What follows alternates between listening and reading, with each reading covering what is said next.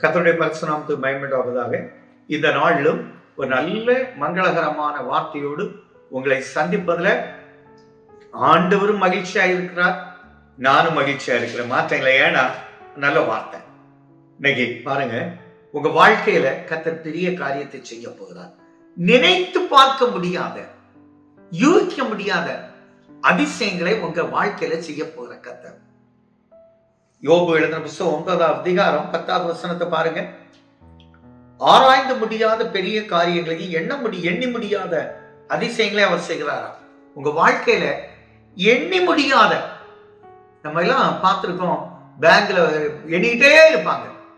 அதுக்கு ஒரு கவுண்டர். சில இடத்துல பாத்தீங்கன்னா அமலாக்கத்துறை போய் சீஸ் பண்ண இடத்துல சில பாத்தீங்கன்னா 2 நாளா 3 நாளா எண்ணிட்டு இருக்கு, எண்ண முடியலன்னு. நான் சொல்றேன், அப்படிப்பட்ட அதிசயங்களை உங்க வாழ்க்கையில கர்த்தர் செய்ய போகிறார். பாருங்க, அடுத்த வசனத்துல பாருங்க, இதோ அவர் என் அருகில் போகிறார், அவரை காண கடந்து போகிறார், அவரை அறியேன். இந்த நன்மைகள் உங்களுக்கு நடக்கும் போது ஆண்டவர் உங்க பக்கமாய் கடந்து போறதை நீங்க பார்க்க மாட்டீங்க, அதை உணர முடியாது. ஆனா அவர் உங்க பக்கமா இருந்து அதிசயத்தை செய்கிற கர்த்தர். அற்புதம்னா என்ன?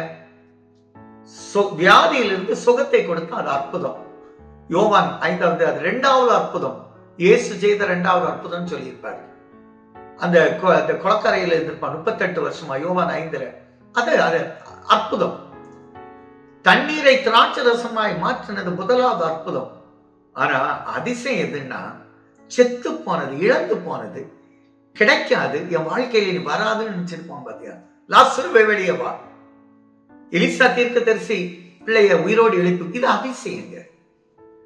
உங்க வாழ்க்கையில எதெல்லாம் இழந்தீங்களோ, இழந்து போன சமாதானம், இழந்து போன சரீர சுகம், இழந்து போன பலன், இழந்து போன பிள்ளைகள், இழந்து போன வருமானம், எல்லாம் அவர் உங்களுக்கு மீட்டு டபுளாய் கொடுப்பார். பாருங்க, அது அதிசயம்.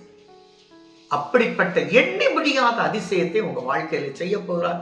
சந்தோஷமா. Problem solved.